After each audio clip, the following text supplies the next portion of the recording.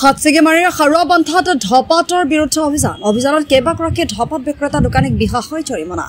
বৃহস্পতিবাৰে দিনৰ অনুমানিক প্ৰায় 1 মান বজাত দক্ষিণ শালমাৰা মানকাছৰ জিলা স্বাস্থ্য বিভাগৰ উদ্যোগত আৰু জিলা আইনী সেৱা প্ৰাধিকাৰীৰ সহযোগত আজি হাতছিগিমাৰীৰ খাৰুৱাবান্ধা জনতা উচ্চতৰ মাধ্যমিক বিদ্যালয়ৰ 100 মিটাৰ ব্যাসাৰ্ধৰ ভিতৰত থকা দোকানসমূহত ধপাতৰ বিৰুদ্ধে অভিযান চলায়।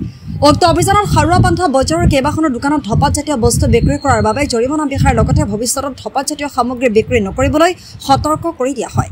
উল্লেখ্য যে অনাগত দিনত পুনৰ ধপাতজাতীয় সামগ্ৰী বিক্ৰী কৰিলে ধপাতজাতীয় সামগ্ৰীসমূহ জব্দ কৰাৰ লগতে ধপাতজাতীয় সামগ্ৰী বিক্ৰী কৰা দোকানীৰ বিৰুদ্ধে আইনী ব্যৱস্থা গ্ৰহণ কৰা হ'ব বুলি জানিব দিয়ে অভিযানকাৰী বিষয়াই।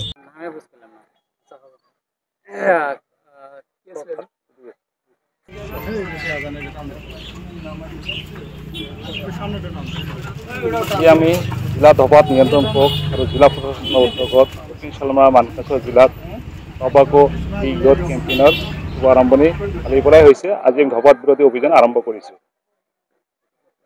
আজি আমি জনতা উচ্চতৰ মাধ্যমিক বিদ্যালয়ৰ সন্মুখত আশে পাশে থকা 100 গজৰ ভিতৰত যিমান দোকান আছে সেইবিলাকৰ আমি কটপা এক্টৰ আণ্ডাৰত দোকানবিলাক যাই 200 টকাকৈ ফাইন আমি কাটিছোঁ। আমি আকৌ আহিম। আমি আজি যেনেকৈ আহিছোঁ কালি আকৌ আহি এইটো দোকান আহি আমি ইয়াত থিয় হ'ম। কি কয় যদি এনেকৈ আমি পাই থাকোঁ এই দোকান আমাৰ বাধ্যশীল কৰিবলৈ বাধ্য হ'ম।